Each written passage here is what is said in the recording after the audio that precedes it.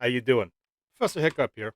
Today we're going to do a music reaction video class on the band Four Non Blondes, and the song is called "What's Up." The song came out in 1993, I want to say. It was on the bigger, bigger, better, badder. No, bigger, better, faster, more album. I think it was called. This was their first album and their only album. They did have a second album in the works at one point, but Linda Perry, who is the leader of the group, didn't like the direction that album was going, so she basically just did a solo album, I think, to finish the contract, and that was that. But she didn't like the direction that the record producers were pushing her to do. They basically wanted the band to do another "What's Up" version 2 type of album, and they wanted to go in a different direction. Um, So Linda Perry wrote this song, and she's still quite active. I'll cover her in a minute. But let's get into this video. And before we get into the video, though, if you haven't subscribed yet, please subscribe. Subscribing is absolutely free to do. It costs you absolutely nothing. It's healthy for you. It's good for the environment, and it's kitten approved. Just saying. So it's a win-win for everyone. Yep, that's my sales pitch for getting subscribed. So please subscribe, and now let's check into this.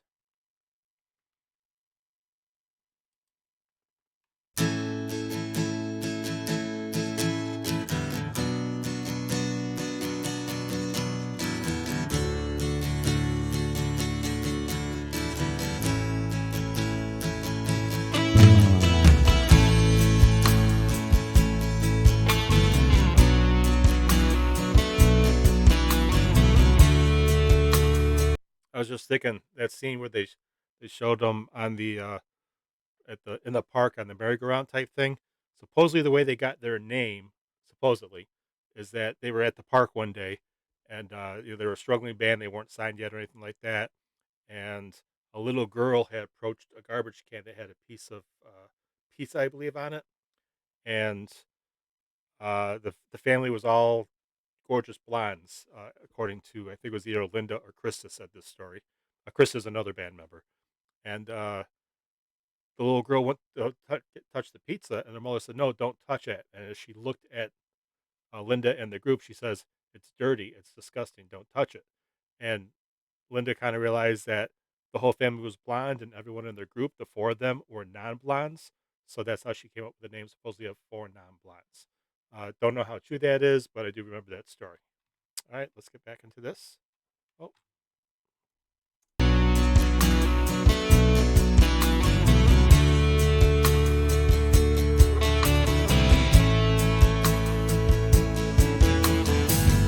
25 years and my life is still trying to get up that great big hill of hope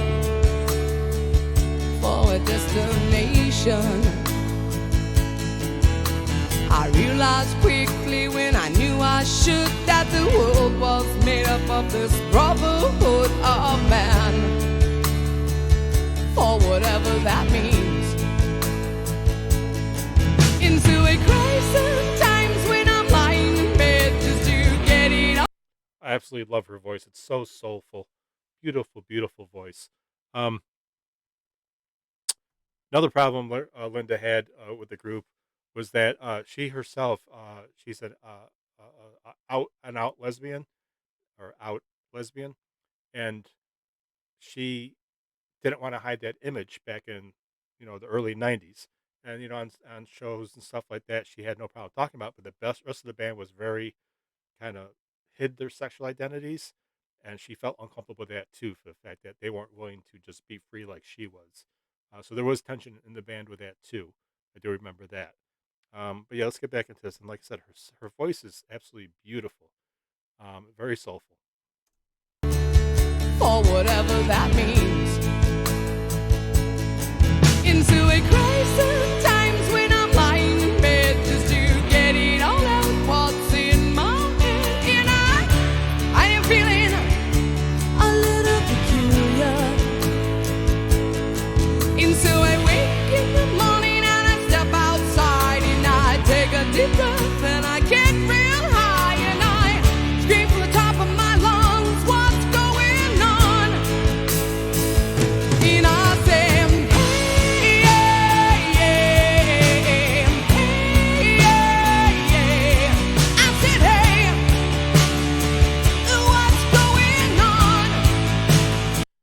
Okay, the name of the song is called "What's Up," and actually nowhere in the song do they actually say "What's up."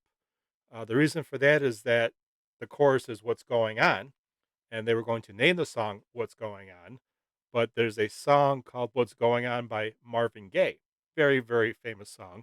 If you don't know it, look it up. And they didn't want to confuse the songs because of the titles. So she decided, "What's going on? What's up?" Close enough to the same thing, but actually nowhere in the song are those words actually uttered.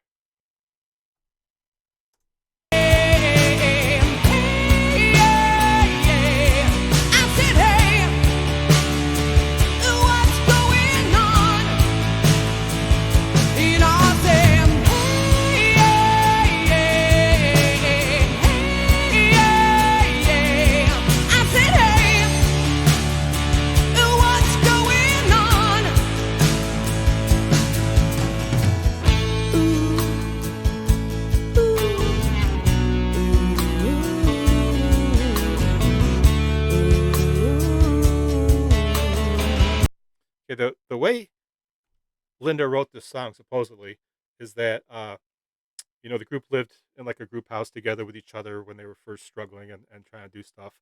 And all the time they would just be strumming guitars, just trying to come up with new sounds. And supposedly Linda tended to do a little bit more ballads. So one day she's just sitting there just strumming and starts humming to the song, probably doing the words like she's doing now, just ooh, ooh, ooh, and humming. And on Krista, the other band member, comes out of the room and she's like, "What is it you're playing?" She goes, "Oh, it's just something that's in my head. I'm just playing it." And she goes, "Well, we'll keep going." She goes, "Well," and Linda says, "Well, it's like I've heard this before. Is this, am I like plagiarizing somebody? Is this a song?" And Chris is like, "Not that I know of." She's like, just keep playing it." So she kept playing it, and then she decided to write some words to it. And she back then would write her songs basically freestyle. She would just sit there and write whatever was on her consciousness at the moment. So if you analyze the words to this song, you realize that overall, it means absolutely nothing. It's a groups of sentences that she put together and she liked. And she put sentence here, sentence here, sentence here. They rhyme or they go well with each other in the music. But overall, it means absolutely nothing. There's no hidden meaning to this song. There is no meaning to this song. It's just sentences of words that she liked, and they put it to music that they liked, and it just kind of shows because universally this song is a hit. People love this song all over the world, but no one knows what it means. So that shows that music is the universal language, and people just love it. So let's get back into this.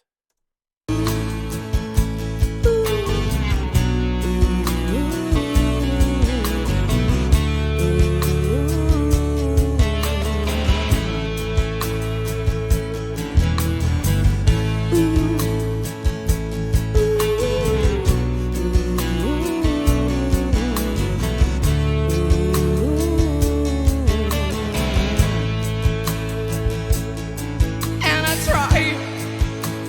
Oh my God, do I try?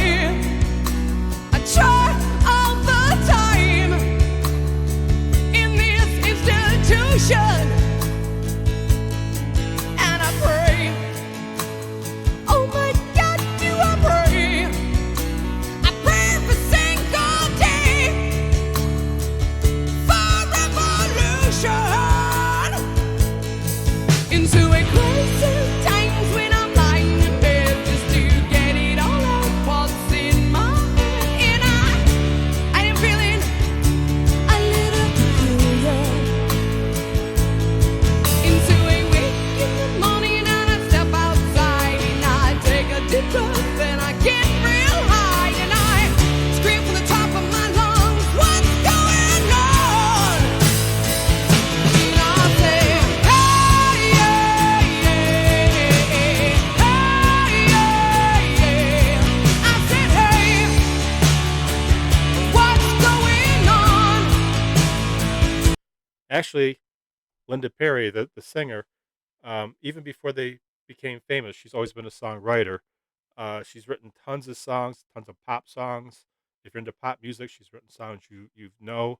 She wrote She writes for a lot of the pop divas, Christina Aguilera, um, Alicia Keys, Pink, Gwen Stefani. She writes like tons of people, and she's still doing it. She's actually owns two record labels or owned two record labels. She's responsible for signing James Blunt. She signed him to one of her records and gave him a record deal. So she's still very in the music scene, still doing a lot of stuff. And every once in a while, they'll get together and still, do a little mini concert for a benefit, or whatever, and do this song. This is definitely their biggest song. What's going on in our same hey, yeah, yeah, hey, yeah, yeah. I said, hey, what's going on in our same hey, yeah, yeah, hey, yeah, yeah. I said, hey, what's going on in our same hey, yeah, yeah, hey, yeah, yeah, yeah. I said, hey, what's going on? Ooh.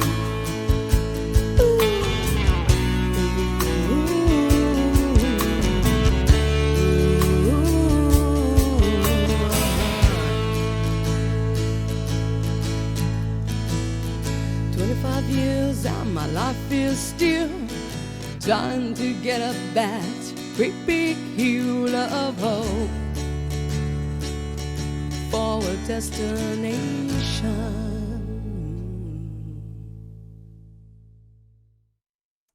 Absolutely beautiful song. Um, that was, as I said earlier, for non blondes. The song is called "What's Up," even though, like I said, that term is not anywhere in the song. Uh, And I hope that you enjoyed that, and hope I gave you a few facts that you can work with. And I'm having a little hard time here, but here we go. And right now, I'm going to have to say that's a wrap.